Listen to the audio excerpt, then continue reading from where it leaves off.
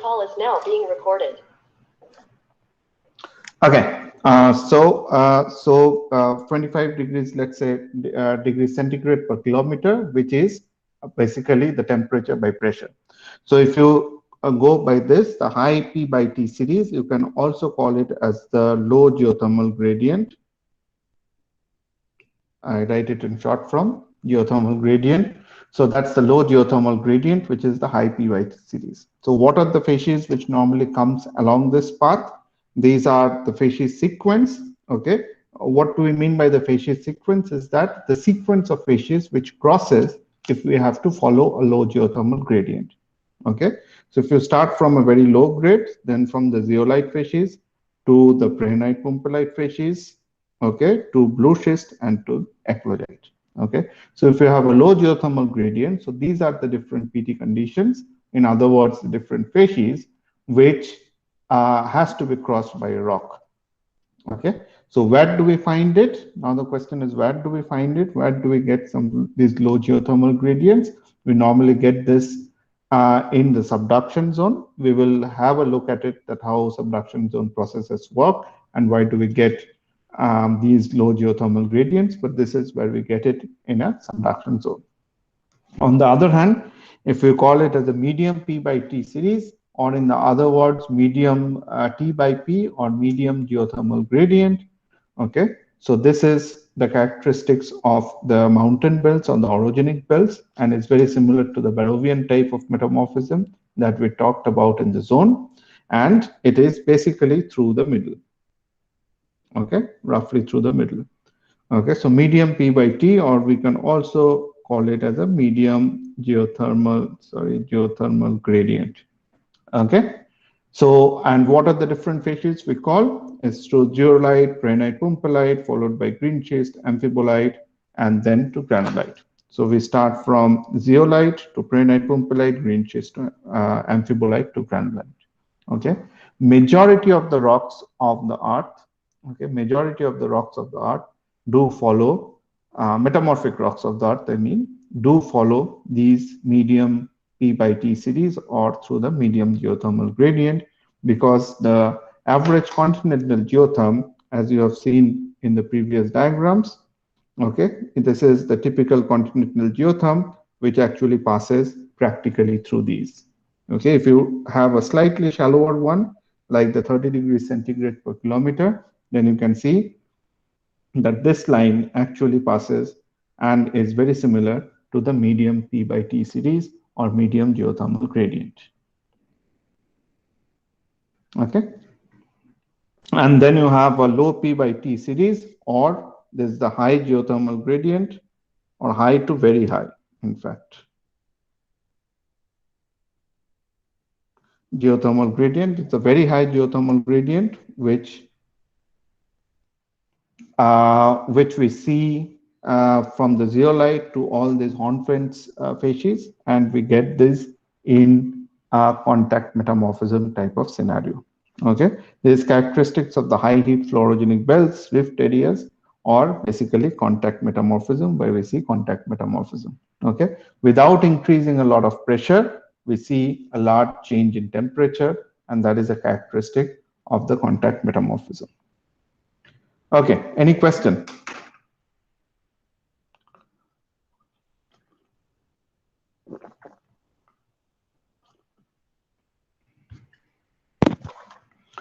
Any question?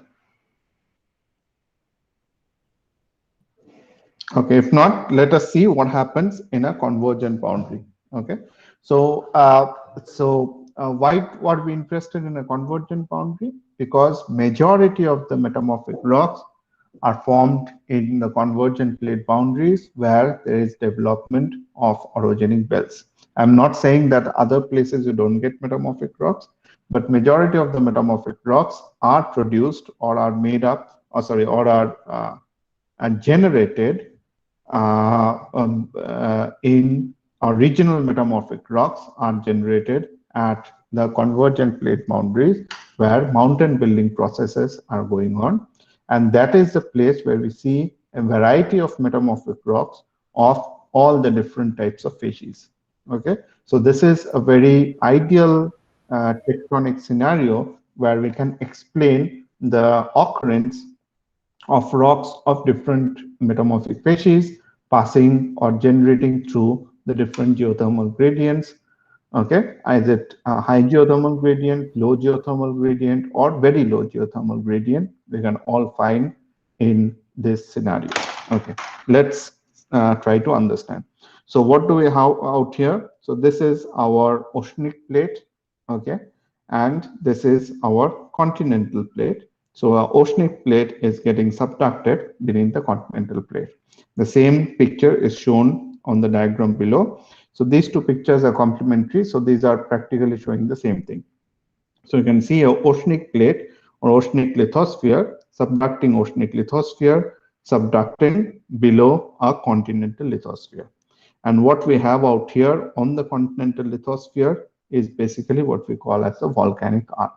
So there is a lot of volcanism which is taking place. I told you what is the reason for the volcanism as well, very roughly explained that there is a release of fluids from the subducting oceanic lithosphere, and these fluids rise up to this mantle wedge in this region, and the fluid depresses the melting point of the mantle peridotite, and the rocks or the mantle starts melting, giving rise to a lot of magma which comes up to the surface or near the surface and produces the endless amount of volcanic rocks, which we call as the volcanic arc, right?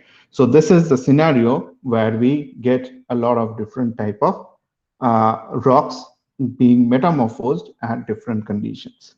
First, let us have a look at the rocks which are there on the oceanic plate. Okay, so the oceanic plate, as you can see out here, okay, these numbers represent these facies. Okay, the numbers of the facies, right? We know, or you already know, that the oceanic plate is obviously much colder. Okay, now when it is subducted, okay, along below the continental lithosphere, this cold oceanic plate is subducted, right? And but the pressure on these rocks of the oceanic plate rises very rapidly, but the temperature does not rise so rapidly because this is already cold, and rock is a bad conductor of heat.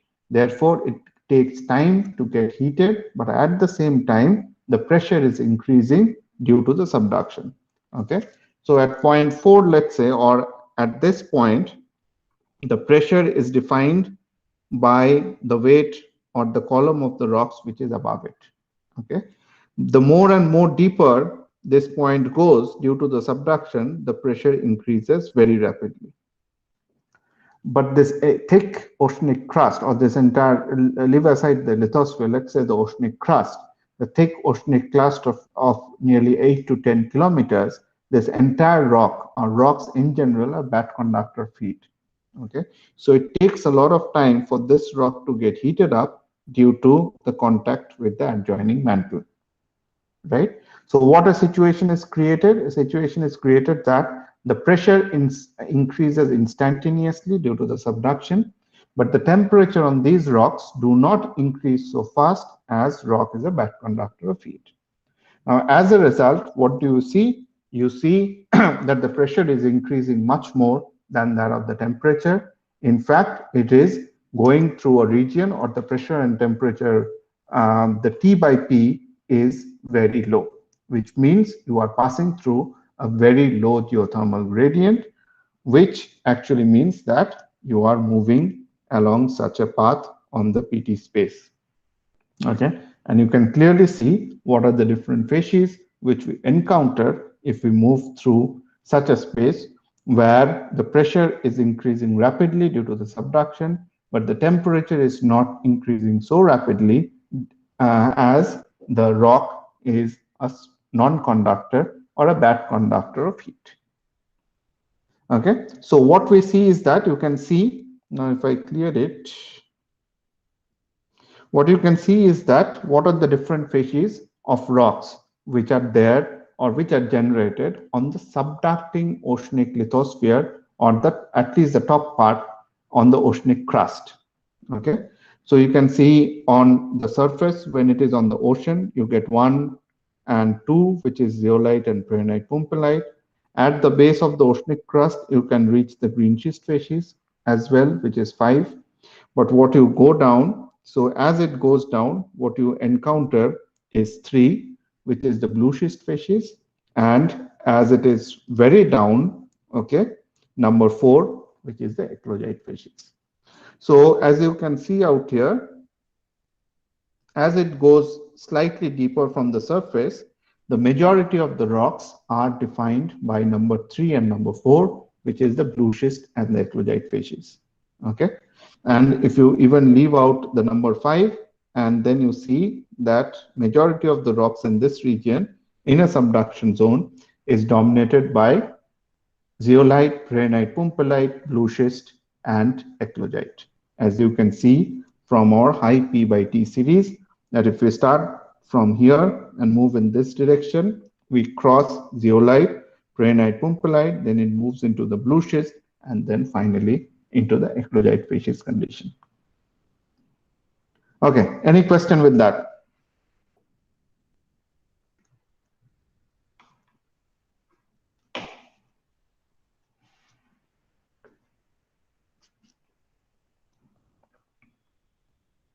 Sir, sorry, sir, but I missed the part where you explained the rocks are bad conductor and the temperature of the continental oceanic crust is low.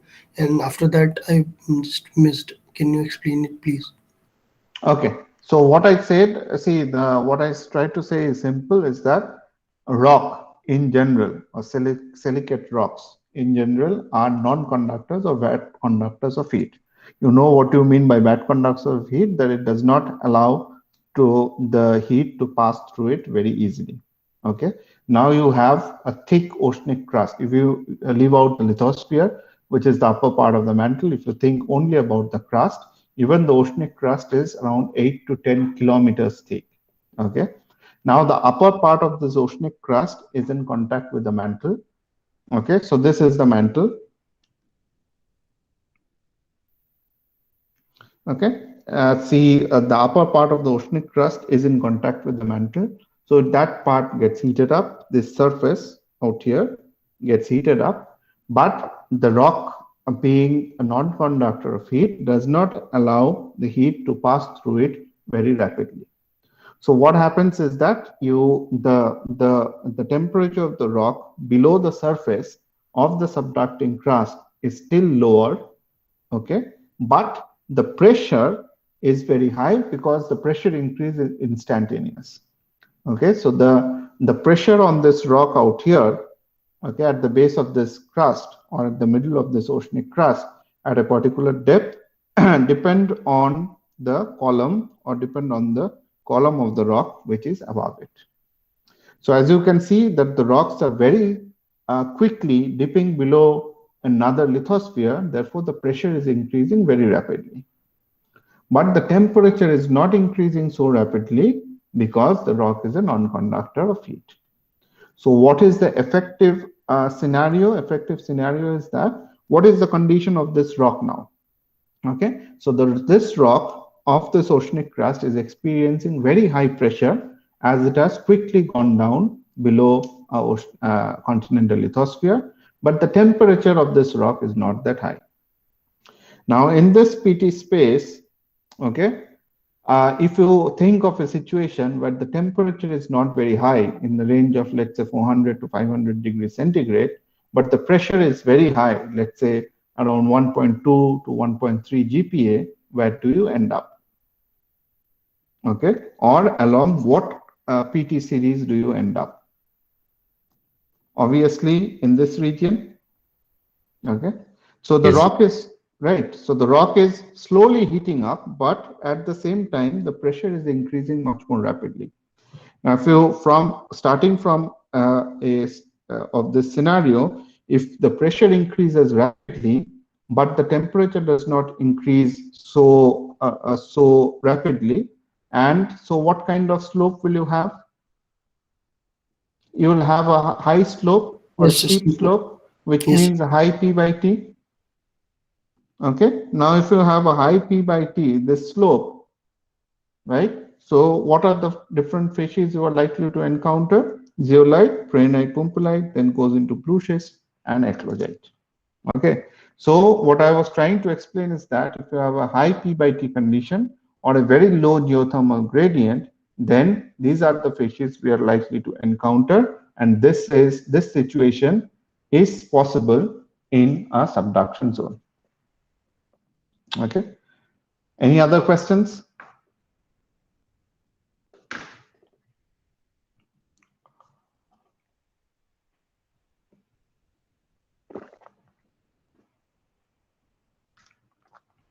Okay, I will ask after Sir, 2 minutes. Yeah. sir, in the facies diagram, why we mostly use the aluminum silicate polymer? Why don't we use another polymer? That's an unrelated question, but this is the simplest thing and it is very straightforward. That's the reason. Because on the entire PT space, to find all the three polymorphs of a particular mineral, okay, is not very common. Give me another example where you see the different polymorphs of a particular composition, and that too in the PT space that we are considering. Talk about the different polymorphs of quartz, then you won't find all the polymorphs in the PT zone that we are considering. Talk about carbon diamond, it is much above. The diamond appears, carbon graphite diamond, this appears at a much higher pressure, and they do not fit into the crustal PT conditions that we are talking about. It is only the aluminosilicate that all the three phases are stable all throughout this PT space, either one of them, and all these can be found in the crustal conditions. That's why it's the most common. Yeah, okay, thanks. Okay, so now let us see what is happening in this region, right? In this region, which is basically the volcanic front in the continental arcs. Now, as you can see, what is happening is that now if you look at the facies, you see that one, which is the lowest grade zeolite, followed by prehnite, pumpelite, then you have the green schist, and then amphibolite, and then granulite, and at lastly, eclogite. Okay, if you follow this part,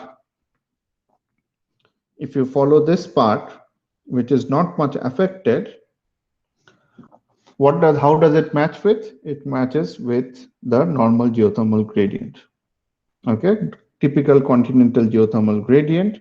So what are the different facies? You see zeolite followed by prehnite, pumpelite, then you have green schist, amphibolite, and eclogite. Right? That is what we have. So 1 is zeolite, 2 is prehnite, pumpelite, 5 is green schist, 6 is amphibolite, and number 4 is eclogite.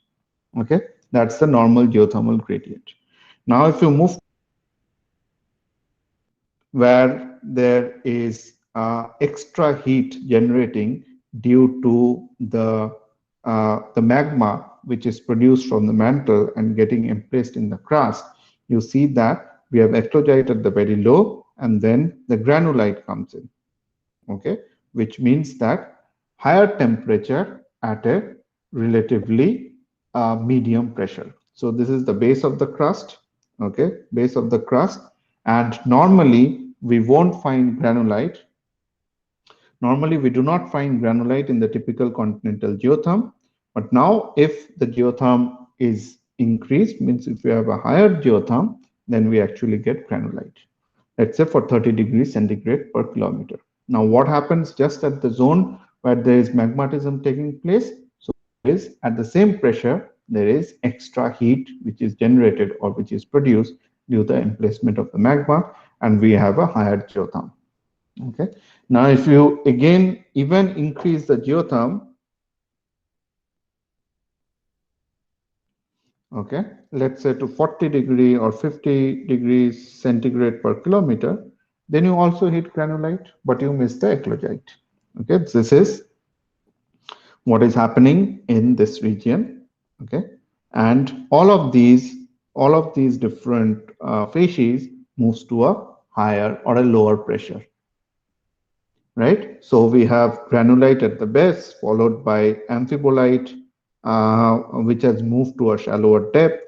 We have number 6, which is sorry, amphibolite is number 6, obviously. Both 6 and 7 are amphibolite.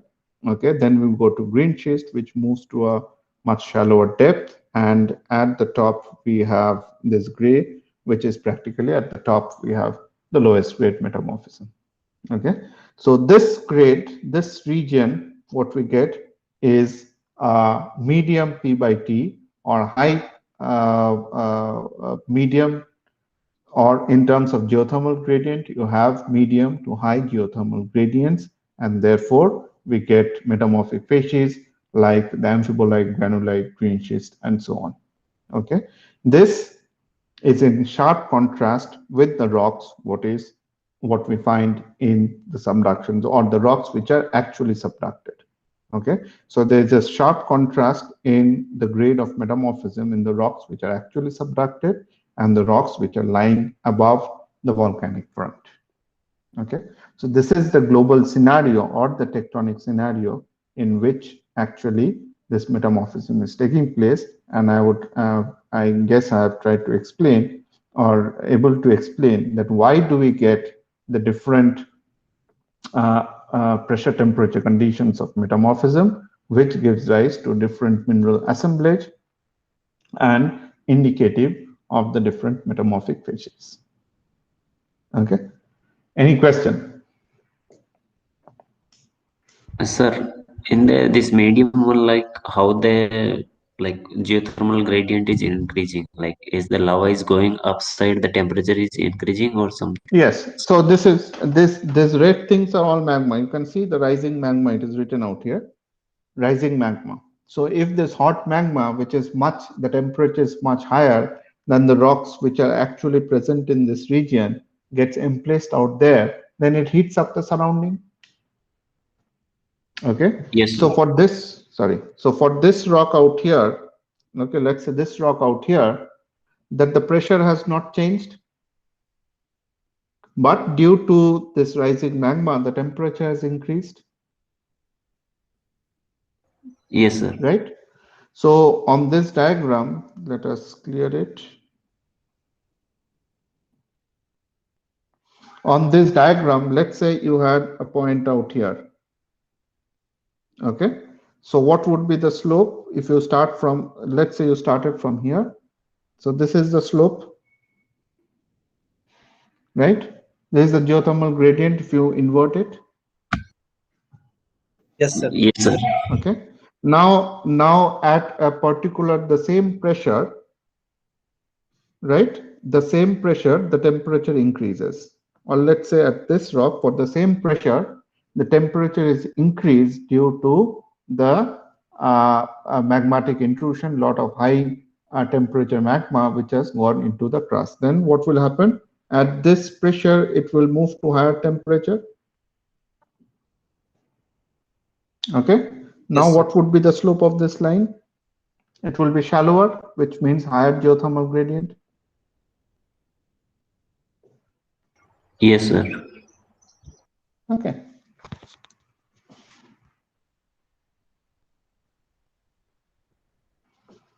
Okay, any other question?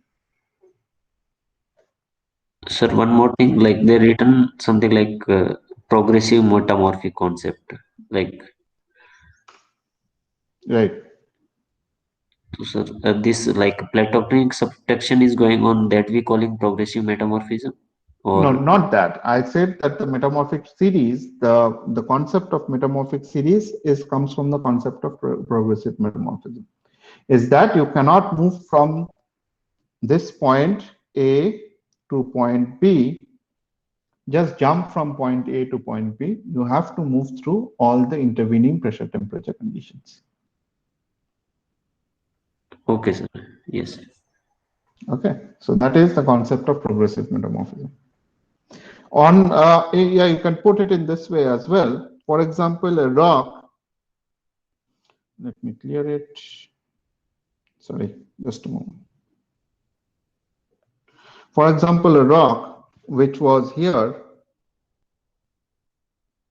okay, cannot jump and go to this position, right?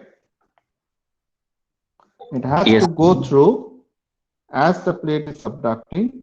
So basically it is going through all the intervening pressures and temperatures which is coming in between. So that is progressive. So this rock A gets metamorphosed to rock B. It cannot jump from A to B. It has crossed all the intervening pressures and temperatures in between A and B. Okay. Yes. Okay. Any other questions? Let's see. Sir, could you please go in the previous slide? Yes. Suppose there is a rock which formed under a granulite facies, and if the temperature or pressure is high, means if some rock is formed at the top level of a granulite facies and another rock is formed at the lower level of granulite facies. So how we can differentiate which rock faced more metamorphism or more pressure temperature? Yeah, that's a very good question. This we will definitely address as we go by. Okay. Of course, we can address by the basic things from which we have to address is from the composition from the mineral assemblage and the compositions of the minerals. Okay. For that, we have to understand or see how the assemblage of the minerals are changing and the compositions of these minerals are changing in response to the pressure and temperature. If we understand that, then we can see, obviously, there has to be a mechanism. If a rock is metamorphosed, the question you ask, if a rock is metamorphosed at this condition, let's say 900 degrees centigrade and 0.5 kilobar or at 20 kilometer depth, and the same temperature at 40 kilometer depth, okay? So obviously there has to be difference in that. Okay. Now the question is how to identify the difference. That we will see as we understand. First, we have to understand that what is the effect of temperature and pressure on the chemistry of the minerals, the structure of the minerals, and the assemblage of the minerals. Okay. How do they affect the rock? And if we understand that, we can definitely form the minerals as well. Okay, there is also a process called thermobarometry, which are based on the thermodynamic principles of the or thermodynamic properties of the minerals. And using the thermodynamic principles, we can find out exactly with a much lesser uncertainty exactly that what is the pressure and temperature condition of metamorphism. So we can all do that. Okay, but I cannot give you a direct answer now. You need to go through the course. Yeah. And from this slide, next slide, sir. Yeah. So here we can see the blue schist facies. Mainly, we can see such kind of rocks in the plate which is subducting. Can we get blue schist facies in the overriding plate? Very difficult. Blue schist definitely we do not get. You can see it out here. Blue schist we definitely do not get. Eclogites on the overriding plate we do get, but at a very pretty large depth. But what happens is that the depth of this blue eclogite is also much higher, which is actually subducting. But what is exposed on the surface is more of the plate that is subducting. For tectonic reasons, which you will probably learn in your structural class, for different tectonic processes by thrust, okay, mainly by thrusting, okay, slices of these rocks of this plate comes up to the surface or near the surface. And that is the reason why we can see or how we can expose or how can we find these rocks, right? So these are metamorphosed out there at very depth, but by various tectonic processes, they move up to near the surface where we actually see it. But yes, blue schist also comes to the surface in the same way. But blue schist is something which is found exclusively in the subduction zone. Okay, Eclogites can be found at the very base of the crust, of a thickened crust, as well as in the subducting plate. But blue schist occurs at such temperatures and pressures, which is only possible in a subduction scenario like this, in the subducting plate itself. Yeah, okay.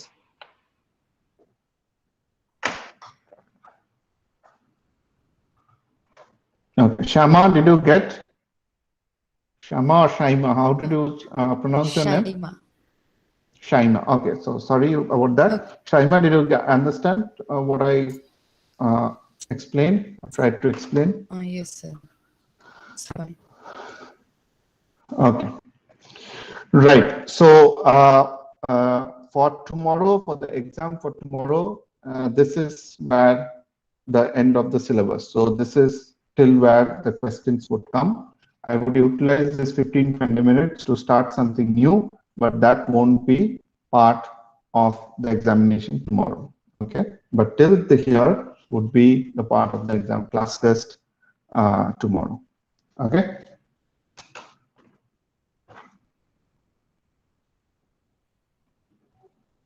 Sir, Yeah.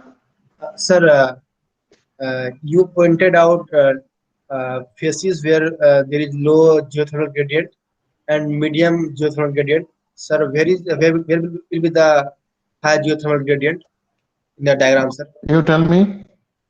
Uh, no, sir. In the next diagram, sir, not this one, sir. Yes, sir. So basically contact metamorphism, right? So now you Yes, sir. think of a local area, for example, here. So if you now zoom it, okay. Now if I consider the rocks which are just here at the contact of this magma body, or let's say here, or just around these magma bodies, okay, or even here,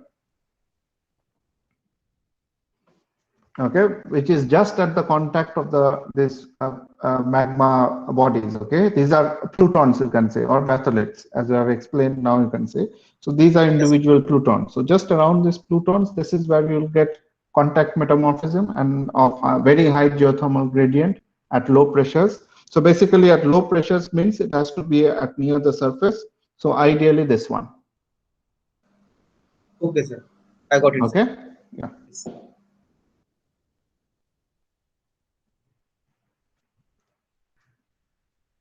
Okay. Okay, so let me go utilize this 15-20 minutes to start something new. Sorry.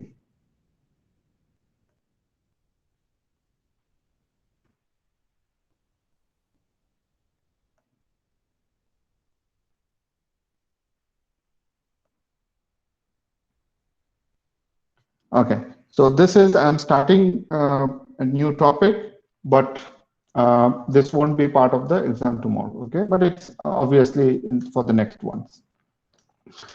Right, so what we are going to start now is textures of igneous rocks, meaning that mainly what controls the textures in an igneous rock. Okay, what do we mean by texture? What do we mean by texture? Texture includes the grain size of the minerals. Okay, and the relationship between the different grains. Right, variations in grain size, and the relationship between the different grains. This is what is basically defined by texture. So when a magma is crystallizing to form a rock, right, what are the factors which control that what kind of minerals which crystallize? Okay, not the composition of the minerals I'm talking about, but their physical appearance of the mineral in terms of the grain to grain relation, in terms of the grain size, okay, in terms of the distribution of the grain size. Okay, so if you look at this picture, what you see is that these are microscopic images, or not, yeah, let's say microscopic images, yes, of igneous rocks showing different types of textures. All of these are igneous rocks. All of these rocks have crystallized from a magma, by cooling, but yet you see that how they look under the microscope is very different. Okay, here you see some grains which are nearly equal in size, but some are randomly oriented. Okay, on the other hand, here you see very small grains, okay, all around, and a very big grain which is in between. Okay, here you see that this blue grain, okay, I'm not telling anything about the name. The blue grain is very big, and actually these are what minerals are these? Do you know? These gray ones. Sharmishta, tell me. Sharmishta, what mineral is this? This gray ones. Let's see how much mineralogy you remember. Oh, Hmm? sir.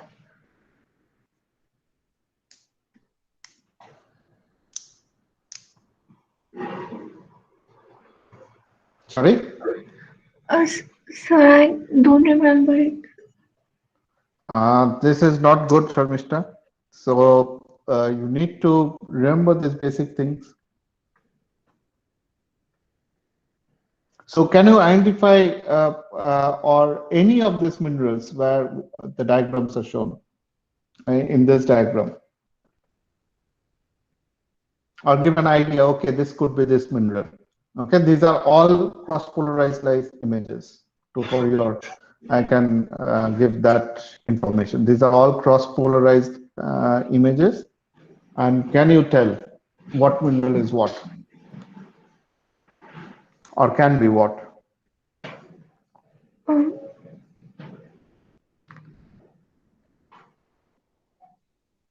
No?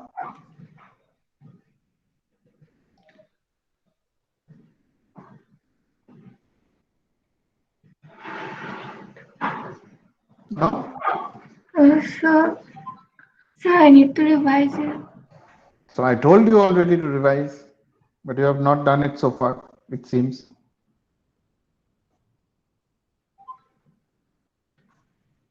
Okay, Disha, what are these gray colored minerals? What do you think? So, plagioclase.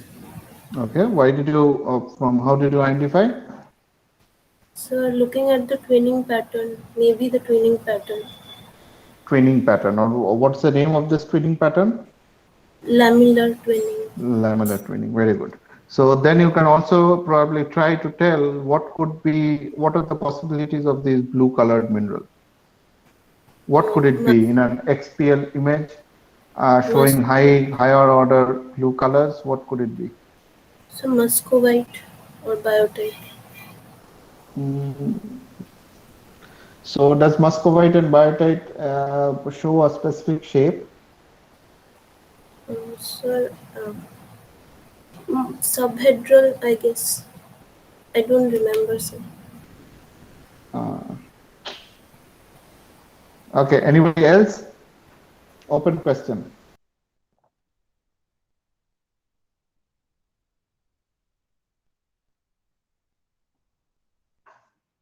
Otherwise, I have to ask.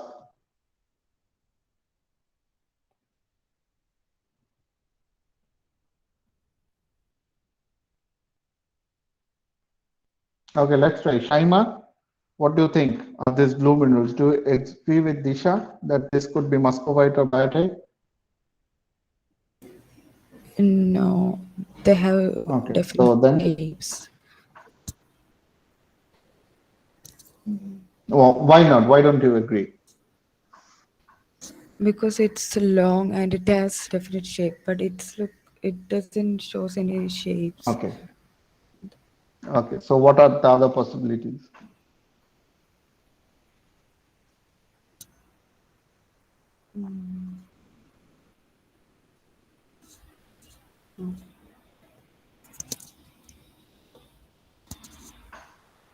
Sorry, sir. See, I see that you have not revised your mineralogy, and then I have to include more questions on mineralogy tomorrow. That is one thing. And you have not revised it yet, even after telling so. And your base for mineralogy doesn't seem to be so sound, which is not a very good sign to study petrology. Okay, who can tell me, open question, let's see, who can tell me that what mineral might be this one? It's also a cross-polarized image. Garnet. What are the possibilities? Ram Shauruk wanted to say something. That's I'm coming. Let's see what he wants to say. Yeah, Ram Shauruk, do you want to say something? Yes, sir. I think it's garnet. Garnet. It's a cross-polarized image, remember. Why do you say garnet? I thought like it's like like red or like blackish. So Oh, where is it blackish? This is yeah, nice it's not. and pink. Yeah, Where yes. is it blackish? And there is no word called blackish, okay? It's either black or something different color. There is no like blackish. Okay, Devdatta. Sir, it won't be garnet because as far as I remember, like under cross polarized light, cross XPL, we saw that garnet was probably isotropic. But here the mineral that we After, see, yeah, okay, that's fine. But after learning mineralogy and starting to do petrology, if you, for a garnet, if you use the words like probably, I think, what I remember, that's very unfortunate. You have to be yes, sir, confident I'm in saying, no, studying. it can't Yes, be sir, garnet. It can't be garnet because garnet is isotropic mineral. It has to be yes, in a sir, yes. cross-polarized light, it's dark. Okay, Yes, sir, so yes, there sir. is no question of probably, maybe, what I remember. So it Sure, seems sir. like you are learning it for the first time, right? You are doing petrology, you have done a course on mineralogy and mineralogy practical, and these are the easiest questions where you have to answer confidently. Okay, and this is a statement to all. Okay, so what can it be? Sir, olivine. And why do you say that? So because olivine usually showed a color tinge of second order orange to pinkish. Okay, and the shape? What shape would you call this in terms of euhedral, subhedral, anhedral? Subhedral? No, I would call it euhedral. It's a very nice euhedral way. Okay. Okay. Subhedral So to Priyanka, right? Acha, Priyanka raised a hand. So did you want to say something? No, sir, it's mistaken. Okay. Okay, good. So what you can see, what I see is that it's a general statement. You need to revise on mineralogy, right? I'll stop and ask questions every time there is a chance. Okay. All right. And so you need to revise mineralogy to better understand petrology. Okay. Okay, so what we were talking about is that what you see in these four pictures is that these are all igneous rocks under the microscope. Okay, all of them has crystallized from the melt by cooling, but all of them has a very different look. Not only in terms of the minerals, which is okay, but in terms of the texture. Okay, one of them have equal rocks, grains of equal sizes. One of them here, the blue one is much bigger with included plagioclase, right? Here, the olivine is much bigger than the minerals which are surrounding it. Here, what we see is that different modes or sizes of the minerals. One of them is very big, somewhat medium to small, and the ones which are gray are very small. Okay, so different sizes of mineral grains. Right. The question what we want to answer is that what are the controlling factors behind these textures? Okay. So what do we mean by a texture? The texture of an igneous rock normally is defined by the size and form of its constituent mineral grains and by the spatial relationship of individual grains with one another. Okay. So the size of the igneous rock texture is defined by the size and form of the constituent minerals and the spatial relationship of the individual grains with one another. That is what is texture defined as. What does it depend on? It results of the various processes that controls the rock's formation or the genesis. and we would like to look into those processes. Along with mineralogy and chemical composition, the texture provides information that we may use to interpret the rock's origin and history. So therefore, if we see the final product, which is the igneous rock, and we want to find the rock's origin and the history, so the texture plays a very important role along with the mineralogy and the chemical composition of the rock and the minerals. Okay, so the texture is very, very important. Okay, now there are two types of textures. One is basically the primary texture, which means that the textures which occur during the crystallization of the igneous rock result from the interactions between the minerals and the melt or the magma. Secondary textures which develop due to the alterations that takes place after the rock is completely solid. Okay, so here we are mainly concentrated on the primary texture, and we are not so giving importance to secondary texture to understand the genesis of the rock and its history. Okay, but we will mainly concentrate on the primary texture, which gives an idea, provides the history of the rock's origin and its evolution from the crystallization of the melt. Okay, that is what we are concentrating on. So the main factor that determines the texture of a rock is the cooling rate. Okay, so we know that from a magma, if you have to form a crystallize a mineral, the raw magma has to be cooled, right? So all the igneous rocks have gone through the same process, that cooling of a magma to form the crystals. Now then, why is it different? The difference comes due to the cooling rate, means how fast or how slow the cooling has taken place. That controls the majority of the textures in the igneous rock. Now what we have to understand, that what are the external factors which would determine that what the cooling rate would be. Okay, what would control the cooling rate? Okay, why some magma cools at a very slow rate, why some magma would cool very quickly. Okay, so these are the things what we need to, and how the cooling rate affects the texture of a rock. Okay, if you have a fast cooling rate, what kind of textures do you expect? If you have a slow cooling rate, what kind of textures you would expect? Okay, so let us finish this slide and end. So the primary controlling factor is the cooling rate. What are the other factors which are dependent somehow on the cooling rate as well? Is the rate of nucleation of the new crystals. What does it mean is that the rate of nucleation of new crystals, which means that the rate at which enough of the chemical constituents of a crystal can come together in one place without dissolving. Okay, so a new crystal is of a mineral and it has a fixed composition. Okay, let's say you take a pyroxene, right? Let's say you take a clinopyroxene. So you need calcium, you need iron, you need magnesium, you need Si. These are the primary elements which needs to form clinopyroxene.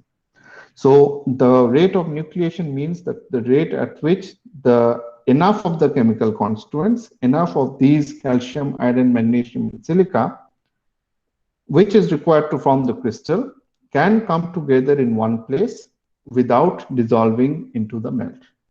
Okay, so that come to one place, all these components bind together in a particular crystal structure and form the first nucleus of the new crystal. So the rate at which this takes place is called the rate of nucleation of the new crystal. Okay, what is the rate of growth of the crystal? The rate at which ions are added to the existing crystal or the crystal nuclei. Now this crystal nuclei is formed, right? The small nuclei is formed. Now the rate at which the new cations, okay, calcium, magnesium, these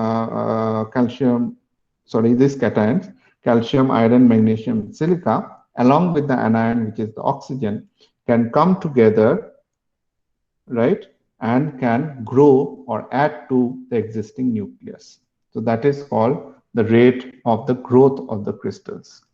Okay, and the last thing, the diffusion rate of the chemical species. Okay, so now for this, these constituents which are all scattered within the magma, okay, if they have to come near to this nucleus which is formed, they need to diffuse through the magma and come near the nucleus. Now the rate at which this diffusion takes place also controls that, the texture of the rock. Okay, now all these three has a certain bearing on the cooling rate as well.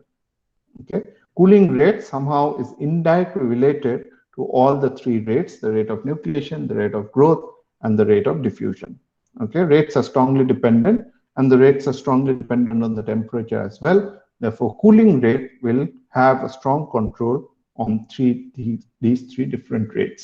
Okay, so next day when we have the class, actually tomorrow after the exam, we will discuss that how these three, or the relationship between the rate of the nucleation and the rate of the growth in and the temperature plays a role, and how these three, a combination of these three, give rise to rocks with different textures. Right. With this, I end the class today. Thank you. And tomorrow, just a brief information. So tomorrow we will have the examination from 9. Okay.